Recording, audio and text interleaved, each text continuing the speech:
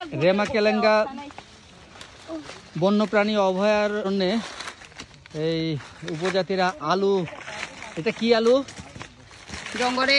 জঙ্গলের নাম কি আলুর? আমরা থা কই থা থা আলু। এই যে থা আলু তুলছে। এই গাছগুলা কোনগুলো দেখি তো, গাছের পাতা কোনগুলা? এই যে এটা, এই লতাটা, বড় বড় লতাগুলো যেটা দেখাচ্ছে সেই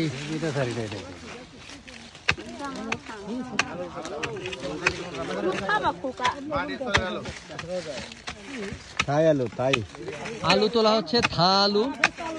যেই থা আলুগুলো আমরা দেখতে ঠিক এমন, আমাদের এই যে থা আলুগুলো যদি দেখি, এই যে থা আলু, থা হ্যাঁ থা আলু, এই যে থা আলু, এই থা আলুগুলো এটা সিদ্ধ করা লাগে না, এভাবেই খাওয়া যায়। ওই ছুলাইলে আমরা যে আলু কাটে না নি গড়ে আলু, এবার পিস পিস করে কাটিয়ে মাংস দিয়া রান্ধে, মাছ দিয়া।